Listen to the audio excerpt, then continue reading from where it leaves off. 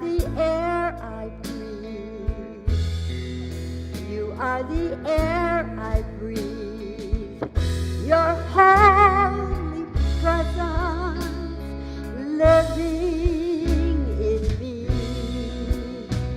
And I'm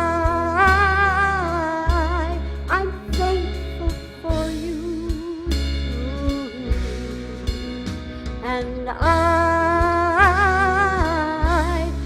thankful for you. One more time, you know it now. You are the air I breathe. You are the air I breathe. Your holy presence living in me. And I'm grateful for you. And I'm thankful for you. I'm thankful for you. And who am I thankful for? The Christ within us. So all of us have the Christ in us. And all we have to do is express it. And then we're the walking Christ. Thank you.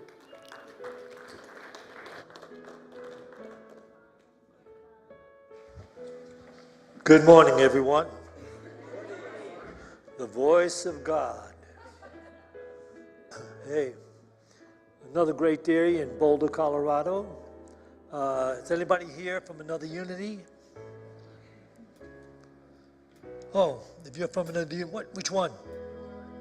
New Orleans. How long are you going to be in town? You just moved here. Okay. Oh, good. We're happy to have you. This is going to be a little different than New Orleans, you know. Boulder's a little different. That's great. But keep your hand up. We have a gift for you. All right, come on. Keep your hand up. Our usher has a gift for you. Right. It's a shrimp gumbo.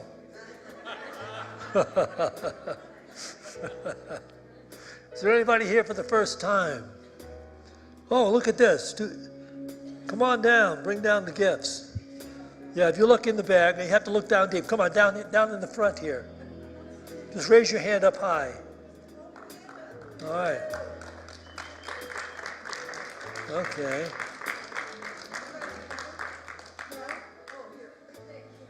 All right.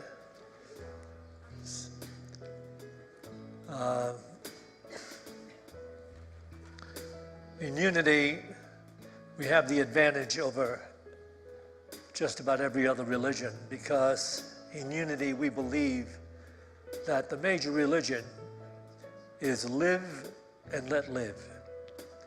And if you operate from that, it's a very simple ideal. To live and let live is beautiful. And if you get there, there's no resistance, no fear, no consternation, there's no revenge, nothing like that. Just to live and let live, it's beautiful, you have peace. So you're going to get an opportunity to get inside, down deep, where Spirit will speak to you today, because Syntysche is going to be bringing you to a place of deep understanding. You're going to love this talk. Look forward to it.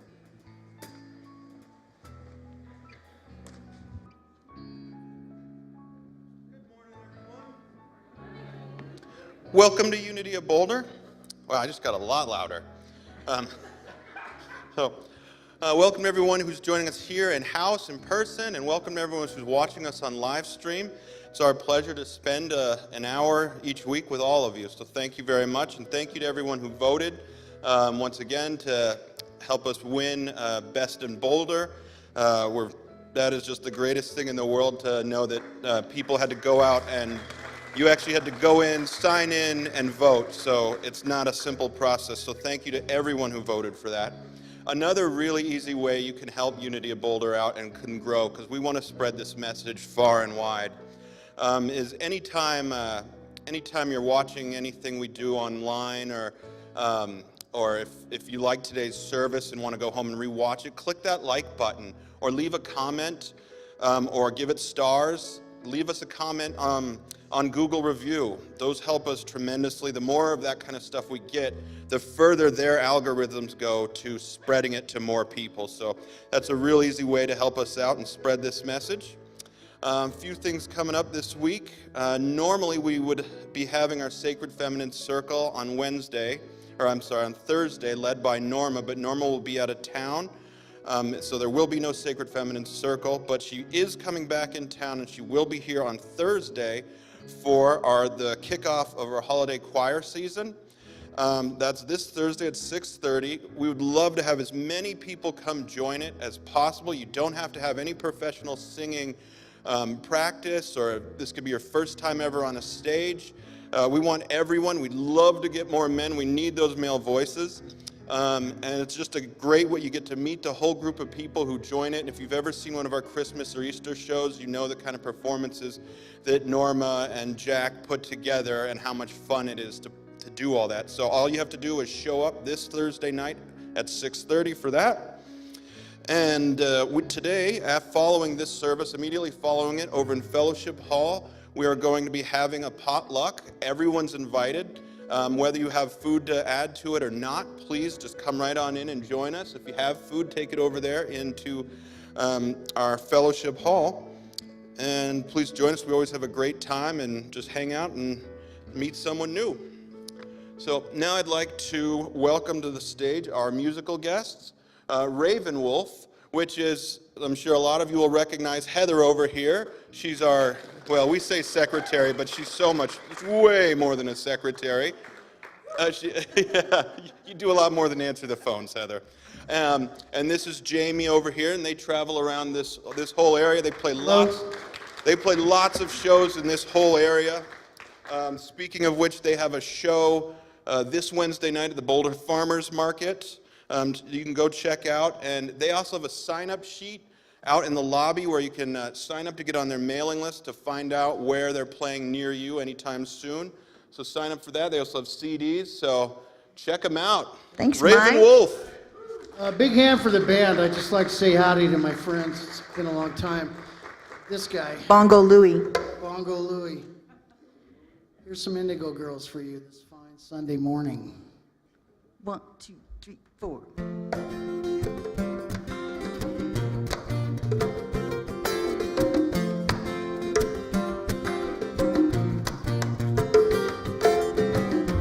Galileo's head was on the block. His crime was looking up the truth. And as the bombshells of my daily fears explode, I try to trace them to my youth. But then you had to bring up reincarnation over a couple of beers the other night. And now I'm serving time for mistakes made by another in another lifetime. How long till my soul gets it right? Can any human being ever reach that kind of light? I call on the resting soul of Galileo, king of night vision, king of insight.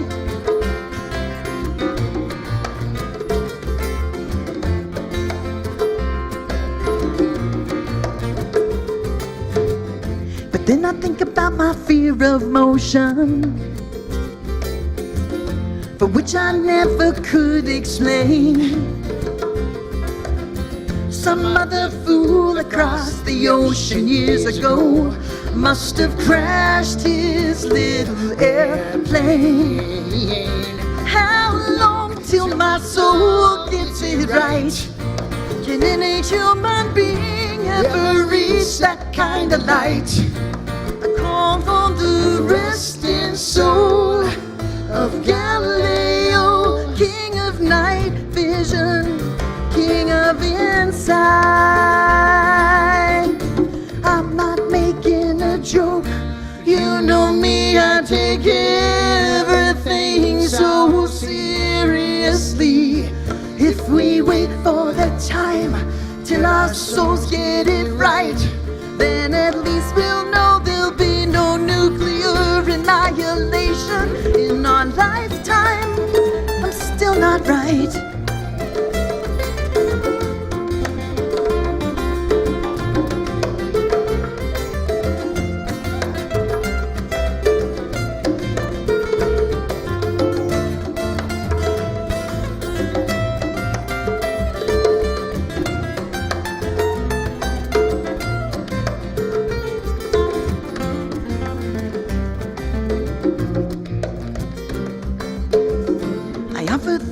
To those before me, that's all I've got to say. 'Cause maybe you squandered big bucks in your lifetime, but now I've got to pay. But then again, it feels like some sort of inspiration to let the next life off the hook. And you say, look what I had to overcome from my last life. I think I'll write a book.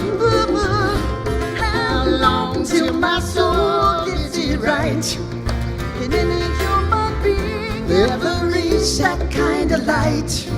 I call on the resting soul of Galileo, king of night vision, king of insight.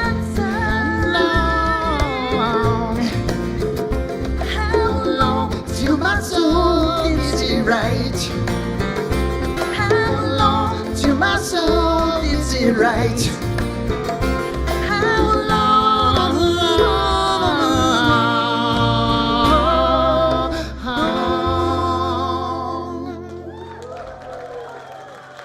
Thank you. Thank you, band.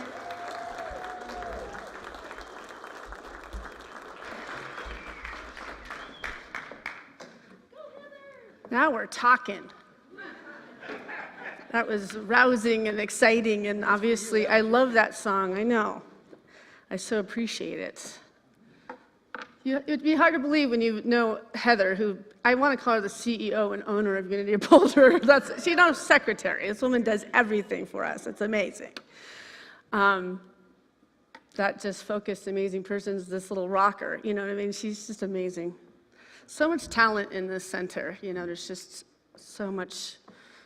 Everybody shares so many pieces of themselves here, and it's just awesome to watch everybody growing and expanding and sharing and all that good stuff. So I don't know if you were here last Sunday, but last Sunday I did a talk on community and becoming more of an integrated part of this center through volunteering and giving of your time. And I was talking about how we used to have about 50 core volunteers that helped us with all the different things, outreach and parties and Sunday school events and things like that. And it's dwindled down to like a core 8 people. And last Sunday I made the call. I planted that seed, and I had a meeting after the service.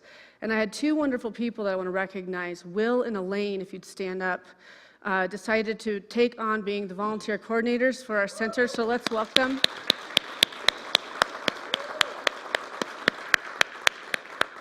And we got an additional 12 volunteers that came forward to help us with some amazing events. And we need more. So in front of you are those bright colored sheets that you just want to touch them and you just want to take a pen and you want to write your name on it, don't you?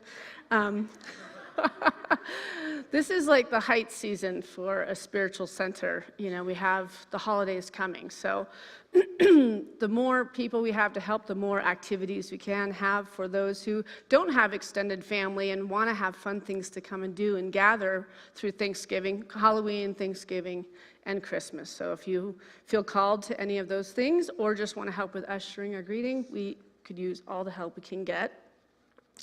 So today my talk title is, What If Tomorrow Was Your Last Day on Earth? And right before this service, my dad, Jack, asked me what the talk title was, and he's like, you should have said a week. So I got corrected. I stand corrected. Because it's not really about the time left, it's about the idea of treasuring what we have in life, right? So it doesn't matter how old you are, you just could never completely come up to it. You know, it's like, all right, thanks, Dad. Okay, cool. So I'm still 15 in his eyes. So what if tomorrow was your last day on earth? What if you knew you were facing the last hours of your precious life? What would become clear to you? That's really the point, is if we really had something shocking in our life that changed the trajectory of the length that we knew we were going to be here, wouldn't that change the laser focus of what is actually important? You know, it seems like a grim subject, but it's really not, because tomorrow is not promised, and we all know that.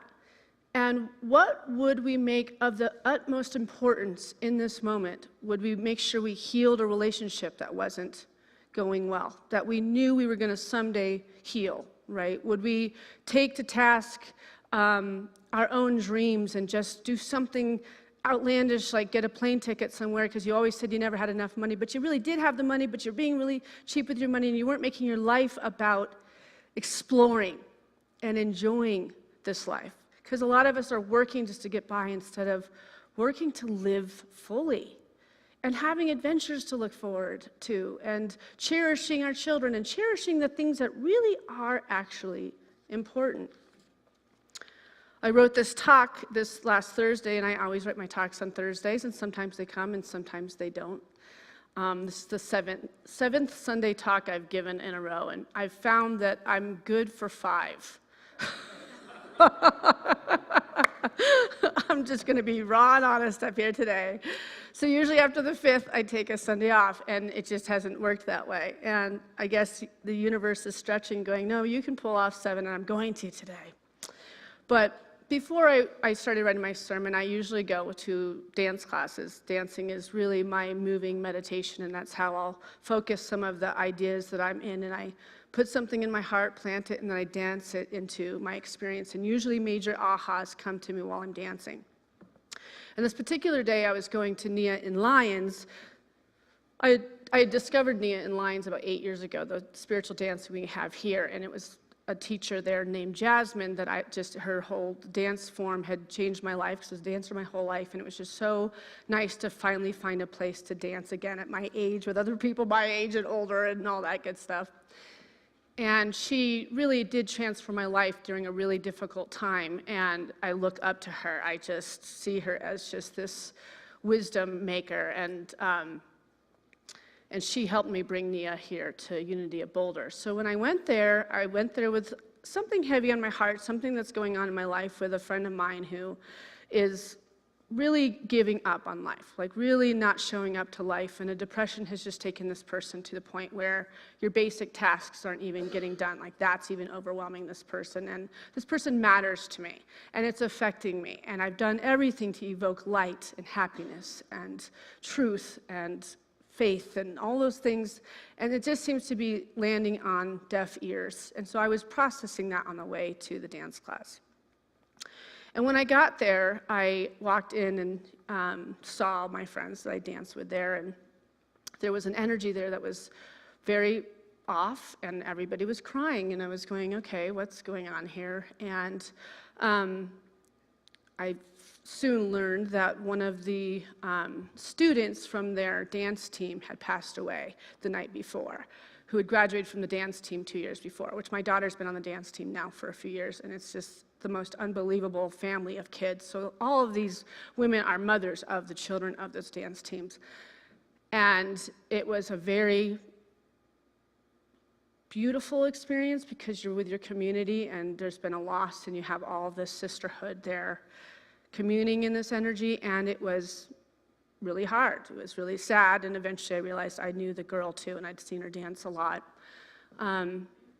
But as our team is, how we are in this group, we still decided to dance through that sadness and to honor the mother that was going through that loss in that moment, and the father that was going through that loss, and thinking of this girl dancing on the same floor for all those years, and all of our feet dancing on that floor, and just being with this family as they're accepting the unacceptable, really.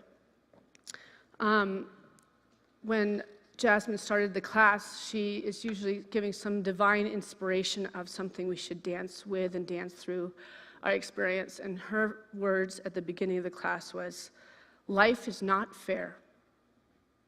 And she said it with such passion, with tears going down her face. And, you know, it's so true.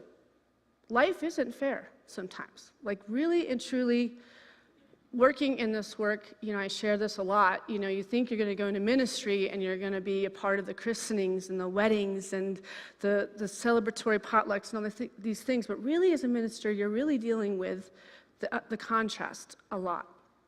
You're with the people during their darkest days of loss. You're with people that are going through divorces. The pendulum swings, but a lot of the learning in this process is going through the heartbreak of life and how disappointing it can be and how heartbreaking grief can be in our lives. So we danced, and I felt God. I felt Mother Earth dancing in this group of women. And tears flowed, and authentic, honest nakedness of truth about life. Life isn't fair, and it is so beautiful too. Right? Like anybody that's really grieved a loss of a child, which I have, and when you've gone through one of the hardest things that you can do on this planet, and so obviously whenever I hear that somebody's lost their child, I go back into my memory of that first year, of grasping at how do you put your feet underneath your life and want to keep moving forward, right? But this time I was holding space for all these people because they really knew this girl. I only knew her as a performer. So I was just holding this prayerful place that was dancing in and through, just sharing energy of just pure wholeness and love that we will overcome. We do overcome the difficult stuff in life. But when I went home, the words, "life isn't fair," stood out to me all day, like a bell tower going off on the hour, every hour. Something about her saying that, this woman that I put on a pedestal, I really do, and I shouldn't, because I always tell you, I'm only mirroring what is in you. I don't want to be put on a pedestal. There's nothing special about me. Any specialness that you see in me is in you, right? And Jasmine as well, but I do kind of have like she's amazing, and it was beautiful to see her in a vulnerable state and being dead honest about when life hurts and what that does for us. So it reminded me of my friend who I am worrying about, and it reminded me of all the loved ones I've lost in the last 2 years, one of them being one of my best friends. And going over those times and the things that I have learned through that process. There's the Grail legend, and it says it this way: "Here is the book of thy descent. Here begins the book of the Holy Grail. Here begins the terrors. Here begin the miracles." Here begin the terrors, here begin the miracles. The Grail legend is the story of the young Prince Parsifal, whose longing for insight causes him to leave his sheltered life and to endure many tests until he becomes the man he was meant to be. The story has been interpreted in hundreds of ways, but most Grail scholars would agree with Joseph Campbell, who says that the core meaning of the Grail myth is the search for the inexhaustible fountain, the source of one's life, even if that search should take us through the most terrible suffering. In fact, as the Grail teaches us, it is the suffering itself that prepares us to receive the miracles. And so this isn't like the fluffy unity sermon. I figured I'd go out on my 7th week with a bang. It's what Spirit asked. That's what happened at that dance class. That's what was being called. I follow the rhythms of the life, and when life shows me what an energy is, that there's somewhere universally we're all there. So who has something where they feel like they're going through some difficult times or suffering right now? Okay, so 50% of you. So the rest of you, you can go home, and next week I'll have a very positive talk, right? We can always remember when we've gone through those difficult times, though, right? We can always access and look back on the growth that came through those dark and difficult days, right? So In the book Broken Open that we're studying in our women's group, this last week in the reading, we were reading about Ram Dass, who was born Richard Albert, and he was born April 6th of 1931, and he passed away on December 22nd, 2019. He was also known as Baba Ram Dass. He was an American spiritual teacher, guru of modern yoga, psychologist, and author. One of his greatest quotes goes like this: "Together we are all on a journey called life. We are a little broken and a little shattered inside. Each one of us is aspiring to make it to the end. None is deprived of pain here, and we have all suffered in our own ways. I think our journey is all about healing ourselves and healing each other in our own special ways. Let's just help each other put all those pieces back together and make it to the end more beautifully. Let us help each other survive." And I think this quote would have been really fitting for last week's talk about community, because that's really what community is for. It is about sharing our kids going off and getting married. It's about those wonderful moments, and we also have our community to share there. But we also, when we are facing a loss of our significant other, or the big losses, or our mothers, or our fathers, or, we have a place to go and sit with our prayer partners here that have all been through many things. If they're in the role of a prayer partner here, they have the wisdom to mirror healing back to our hearts.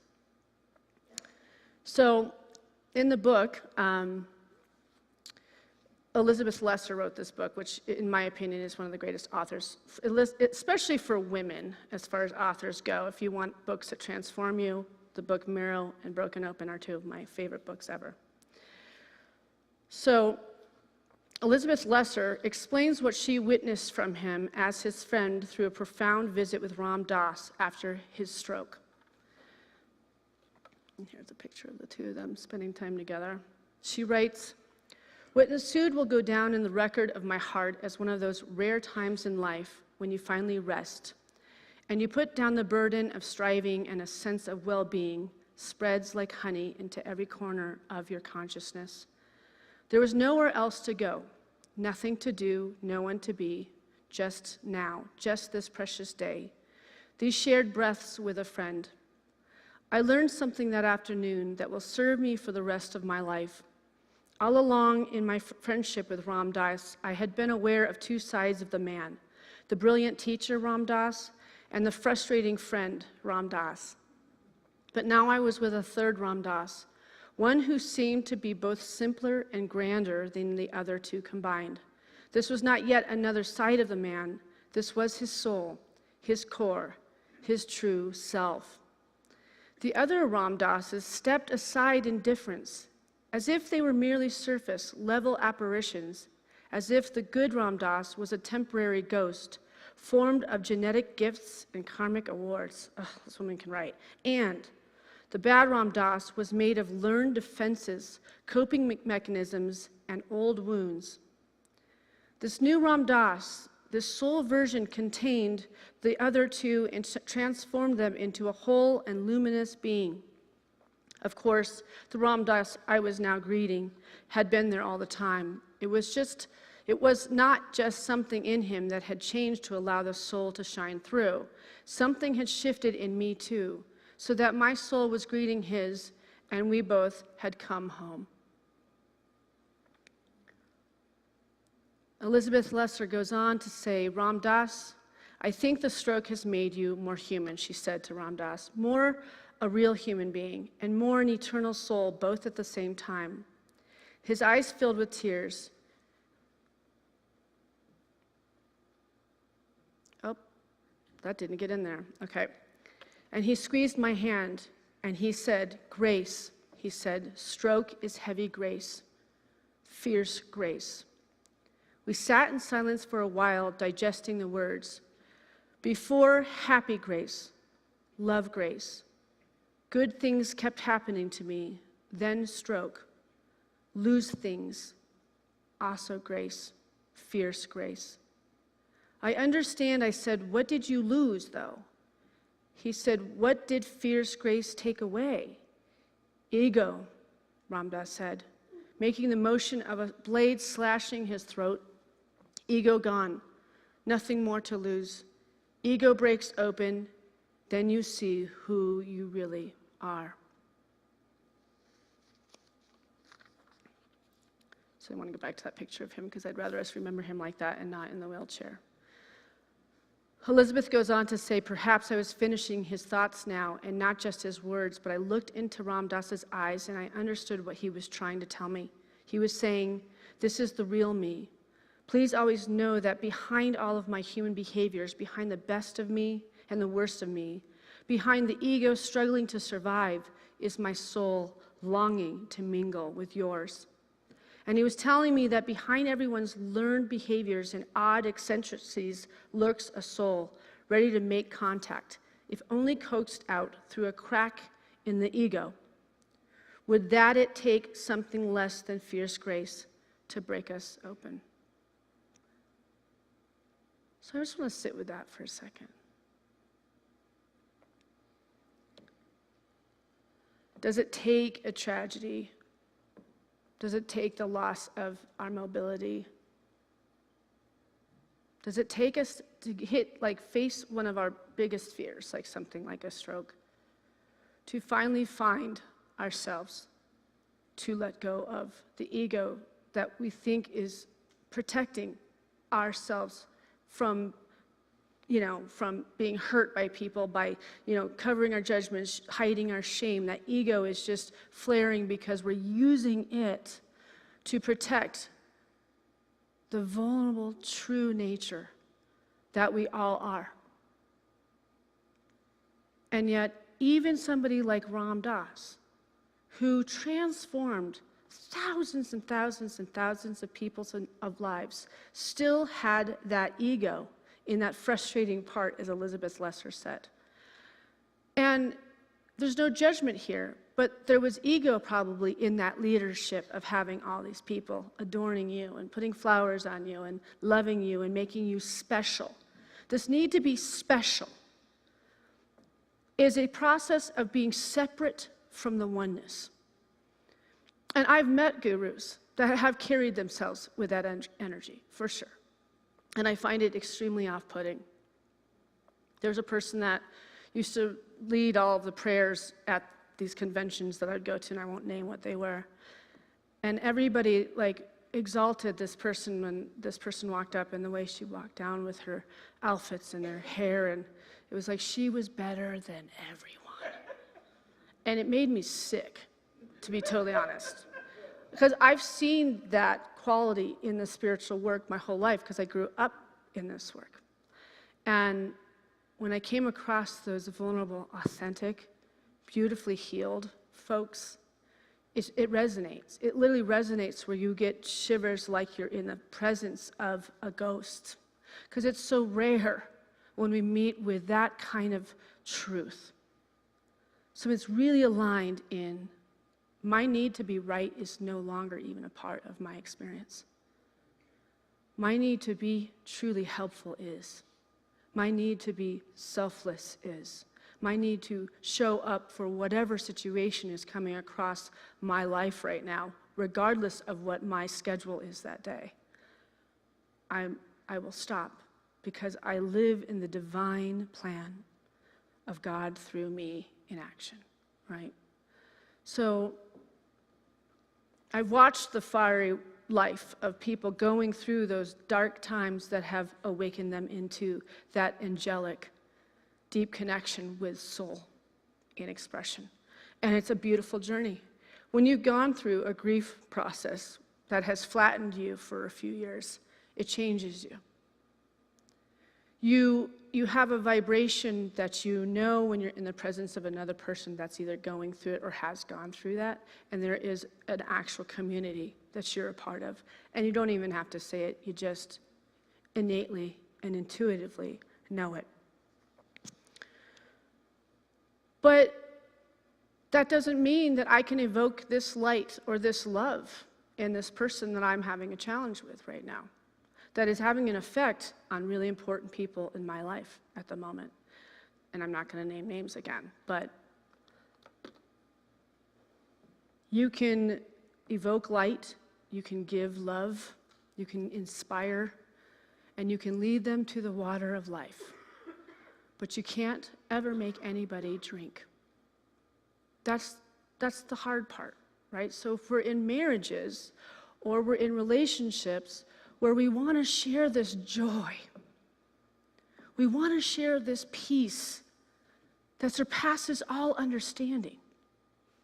And we want to share it with an equal, that we are doing life together in that. And we can't seem to get in because we've found it. That doesn't mean the people around us are going to find it. You will find your tribe. That's no question about it. You will find your community. You will find your place, and you'll be surrounded by all the love and the joy that you need. But the frustration is when it's significant people in our life, like family members or friends, that you're seeing giving up on life and going down the narrow view of life and believing in the outer world and believing in illness and believing in the world coming to the end and believing that there's going to be a second coming of some Jesus that's going to clean up the mess that all of us humans are doing. I mean, just dumb stuff that keeps us from taking responsibility for our part as a part of this collective. We aren't just part of it, we are all of it. Everything we do impacts every single thing that lives, every little insect, every little bug, every little thing. So the more true we become to our actual pains and discords, and the more we face them, we burn and burn more of the ego. Because most of it is usually us bringing it and dragging it in baggage behind us, because this is our story. This is how we get people to believe us, that we have been hurt more than others. We've been shamed more than others. We've been traumatized more than others. And until we let go of that,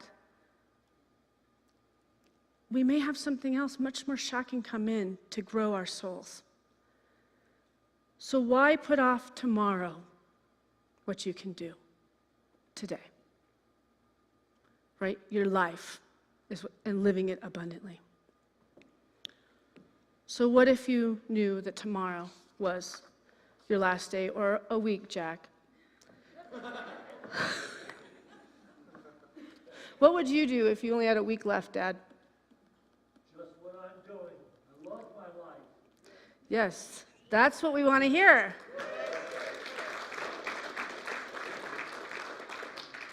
I wrote that out for him. He's a good pupil.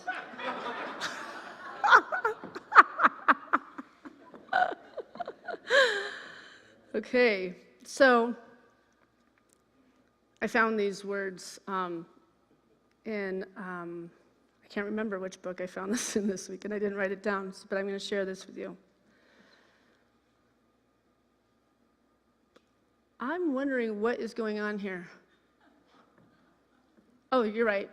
Steve, I was going to blame you, but it's not your fault. Okay.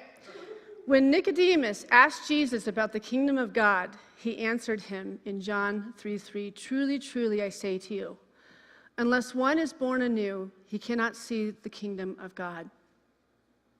Unless one is born anew, he cannot see the kingdom of God. Nicodemus questioned Jesus, "How can a man be born when he is old?" Jesus replied, "I say to you, unless one is born of water and the Spirit, he cannot enter the kingdom of God." Nicodemus understood the symbol of water and Spirit. Water represents cleansing, baptism, and purification. Spirit literally means breath or the life force.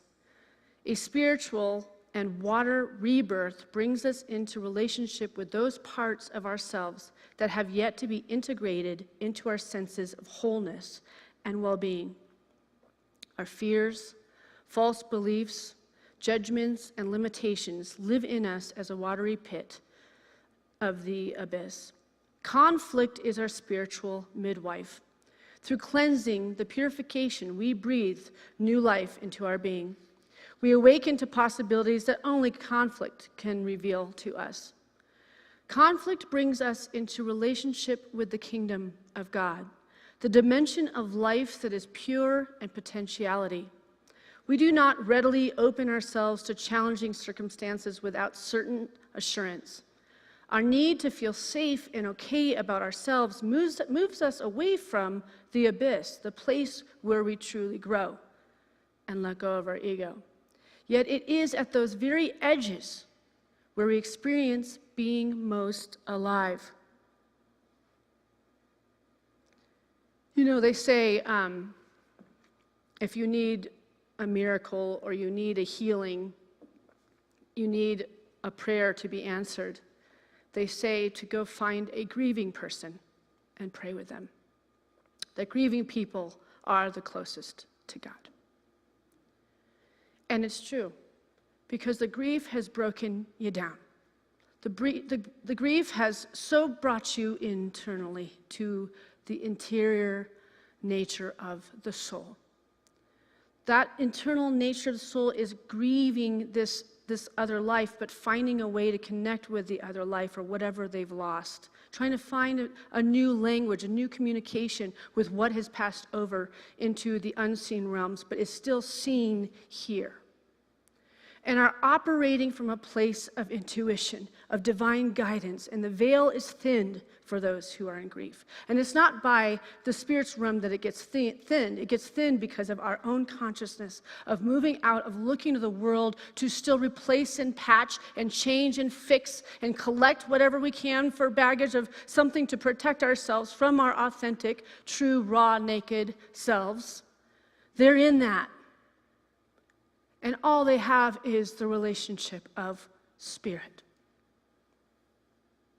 So when we go and pray with a grieving person, we are praying directly with this greater something, this greater love. We call God, Source, Spirit, Mother Earth, whatever word makes you feel divinely connected and rooted in a life that's worth living.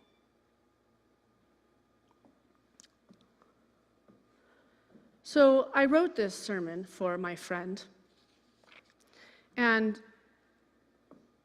I don't know if this friend is watching right now, but I've done everything I can. I can do all the praying, and we talk about this when you're around a vibration that is in a lower space. It lowers our vibration to be around it. It affects us, unless we really live in a very rooted, high 5D vibrational energy where nothing can, it just bounces off you. Like your rubber, right? But when you live in this world with all the things that are falling apart and the things, I mean, we can avoid the news so much, but we know earth changes are going on. We know that there really is, there's a time clock going right now for a future for 7 generations to happen as the Native Americans. We know, no matter how much we avoid it, that we're really in this last times right here to take to task what we are creating in our beings and what we are sharing, right? And if we want to maintain our health and maintain our mental health, and we want to maintain being the leadership that you all are, not me, all of us, we're all here. There's not a follower in unity. It's all leaders.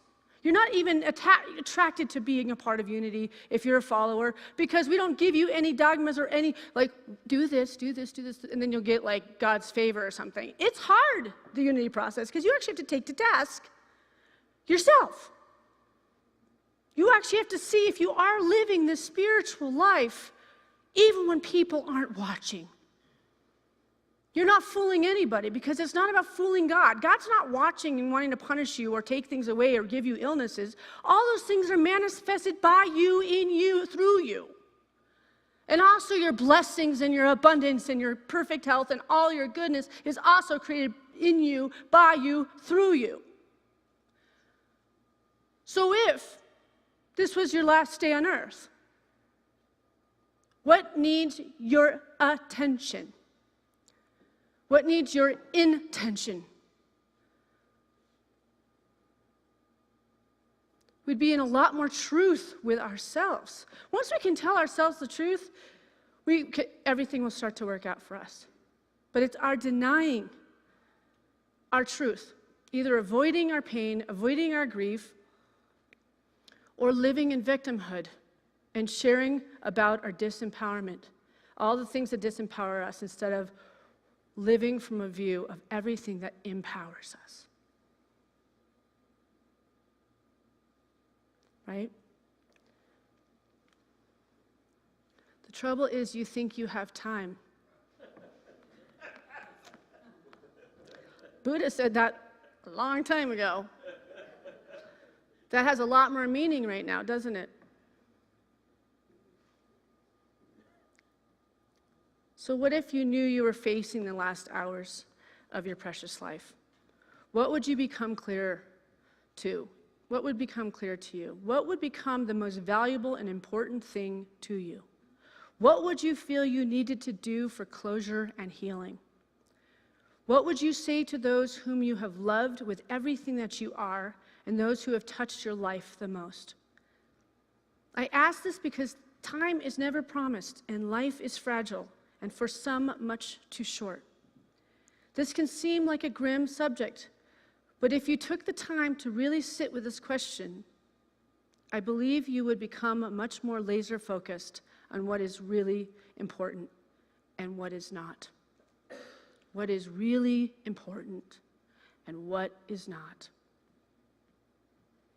Like, we all have that girlfriend we talk to on the phone, and we just talk about all the dumb stuff that's happening in everybody's lives. It's just like totally lowering our frequencies, discussing the marriages or the drinking problem of someone, or, and it's just like on and on and on, and it's just drooling over the phone. And you know that you're becoming a part of that vibration when we're noticing the ills of others instead of talking empowerment to the souls of those who are struggling.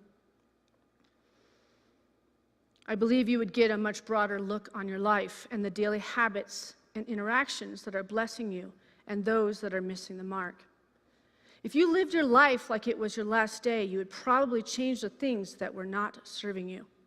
You would probably stop living small and start moving towards your heart's longing and get rid of the fear that has stood in your way for showing up more alive, awake, and present to what actually is important to you.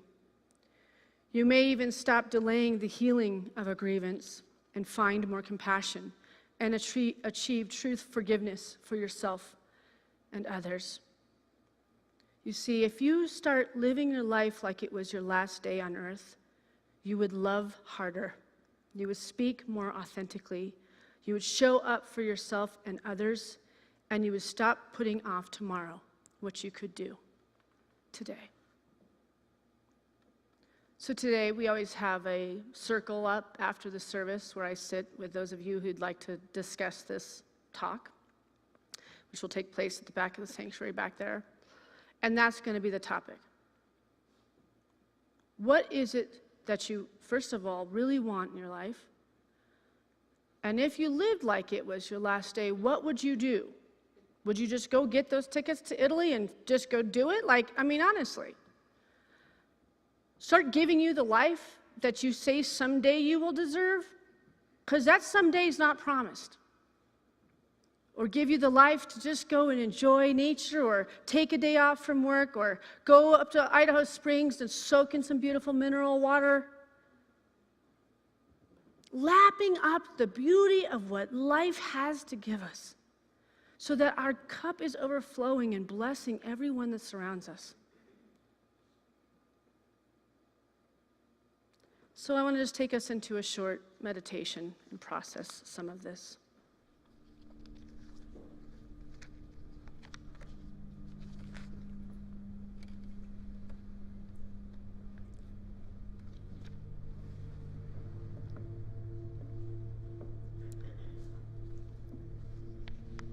All right, so let's just take a deep breath in and out with a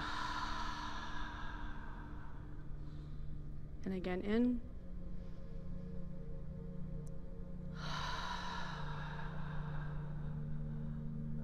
And one more time.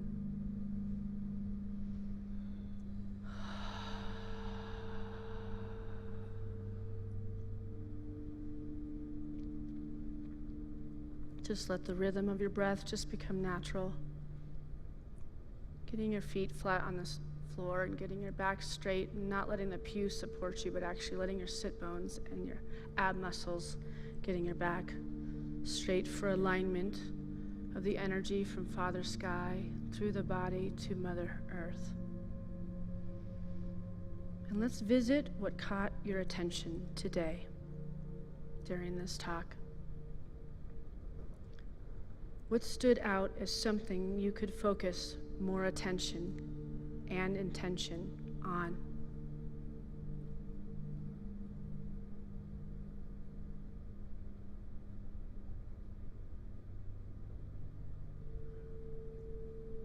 What would help you to become more aligned with what your heart desires?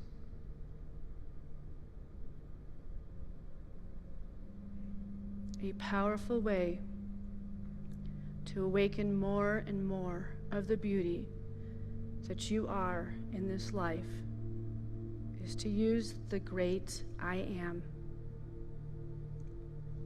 Seeing yourself as already having arrived at what you've placed in your mind.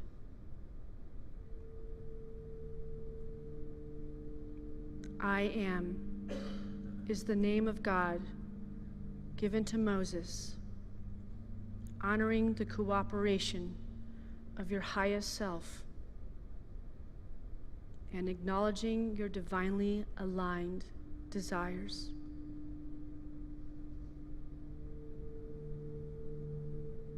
With these spiritually uplifting sounds wafting through the room today, these are all sounds to align you with your homeostasis and wholeness. So just let it move in and through you. And breathe in again. A deep sense of tranquility. And breathe out any impurities, any limitations, anything that's disempowering you. Breathing in consciousness and contact with the Christ ideal within you. And breathe out release, tranquility, freedom. And repeat these words in your mind's eye. I am as God created me, in the power, in the love, and the glory. I am a perfect child of God. Nothing can hurt me. Nothing can make me afraid. I am perfect now. I am abundant. I am free to be completely me, the way God made me. I do not look to others for approval. I only find my own approval of my own God-given self.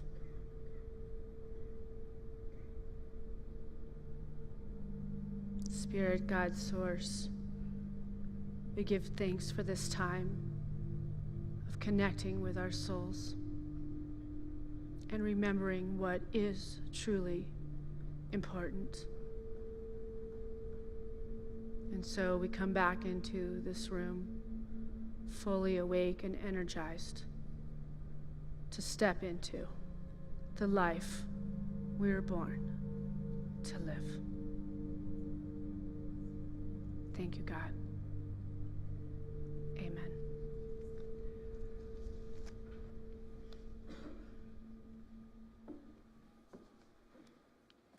We will take an offering for unity now.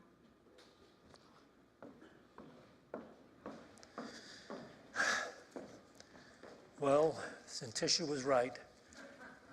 She was only good for 5.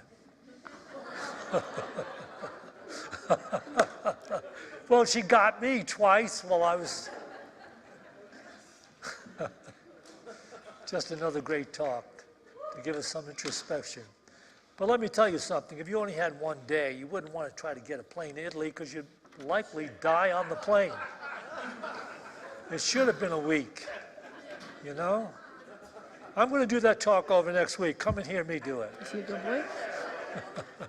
Where's the boy? Oh, there he is. All right. Well, freely we have received beautiful insights again. Thank you. We have the opportunity to take those and apply them He in our says lives die. and see how beautiful life can really be for us. That's the whole point. Unity is experiential. It's not theological. It's not writing you a check that you can cash in some heaven after you drop. Right now, you can cash the check of insight, peace, love, truth, joy, sharing, compassion. Do it. It's great. All right. Those of you online can tithe in any number of ways up here, just like that, and bring to mind that financial gift you'd like to make to Unity, everyone here. Let's bless it with this offering prayer. Divine love, through me, blesses and multiplies all that I have, all that I give, and all that I receive, because I give. And we have the opportunity to listen to Raven Wolf share their amazing music with us once again. And it's Jamie. You're going to solo, man? How are you? No, she better get out here. The pretty girl's right here. And does she always still, you still drink between, She does drink. she does drink like heavily. She has to deal with you all week long, so it's an occupational hazard. All right, well, let me go. No, that's it. Let's stop. Ladies and gentlemen, my guitar teacher of many years, Jack Groverland. I told him to go to 3 Taught me strings. well. Except for I have too many strings. He says I'm only allowed 1 string at a time. Here's a song called Eyes of the World. This one goes out to you guys.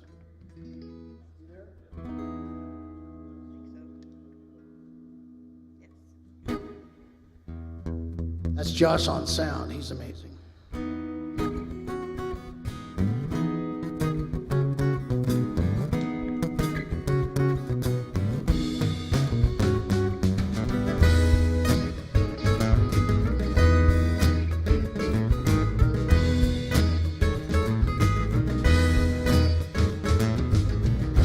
Right outside this lazy summer home,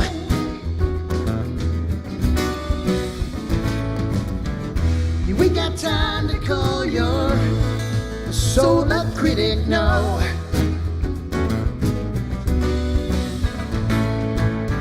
Right outside the lazy gates of winter's summer home,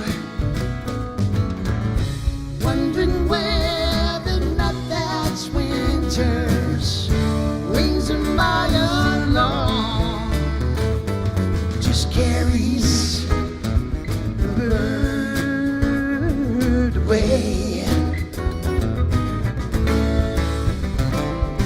Wake up to find out that you are the eyes of the world. The heart has its beaches, its homelands, and thoughts of its own.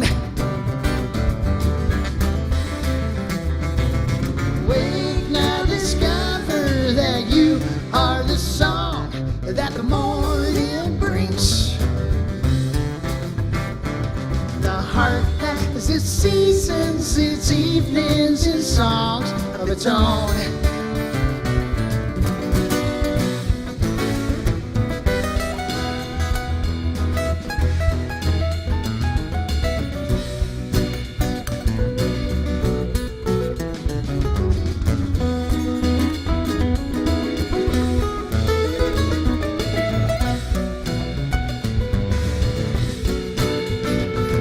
There comes a redeemer, and he slowly too fades away.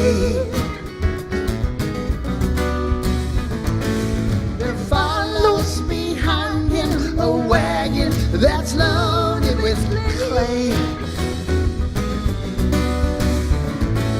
The seeds that were silent all burst into bloom and decay.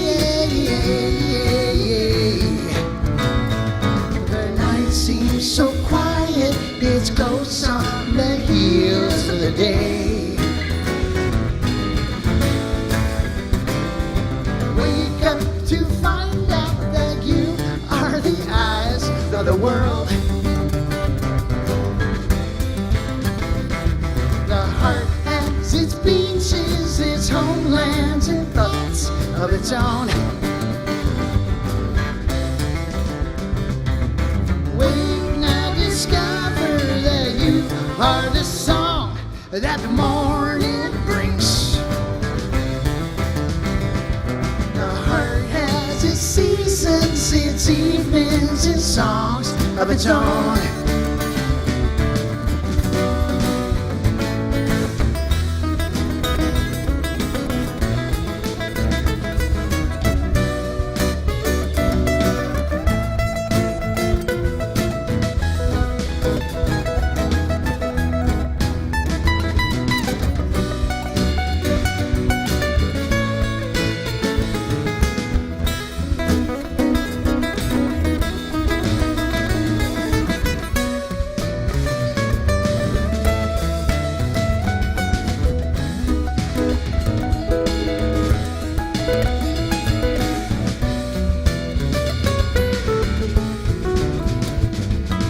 Sometimes we live not particular way, but our own. Sometimes we visit your countries and live in your homes. Sometimes we ride on your horses. Sometimes we walk alone. Sometimes the songs that we hear are just songs of our own. Wake up to find out that you are the eyes of the world. The heart has its pieces, its own plans and thoughts of its own.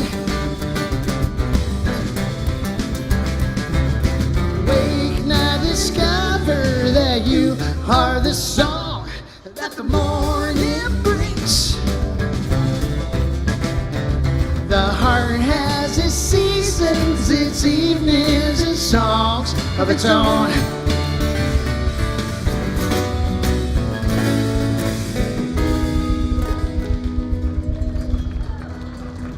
Thanks for Thanks, dancing. guys. That's awesome. Yeah, you guys look pretty good over there. Yeah, I don't know. This side of the room might have won the contest. Thank you very much. Thank It's you. really nice to be back on stage. We'll see you guys again soon.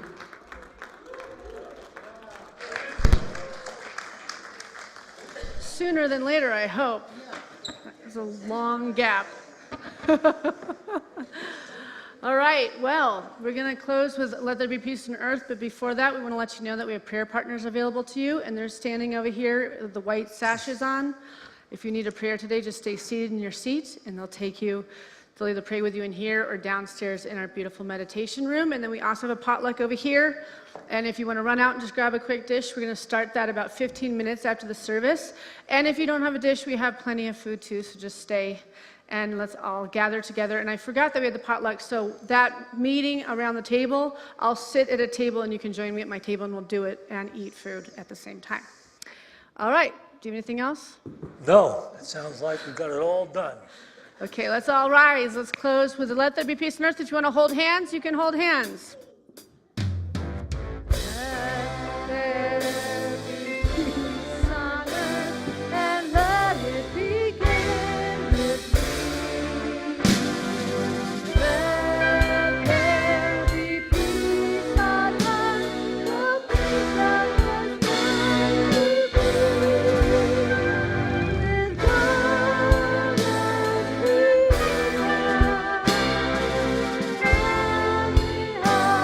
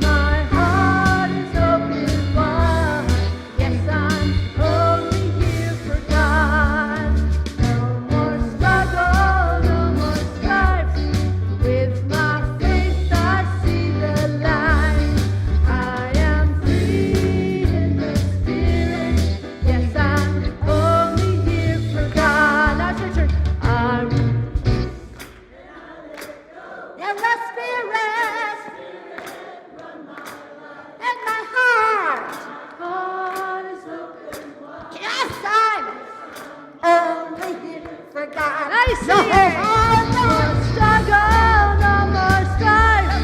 With my faith I see the light. I am free in the spirit. Yes, I'm only here for God. Yes, I'm only here for God. Yes, I'm only here for God.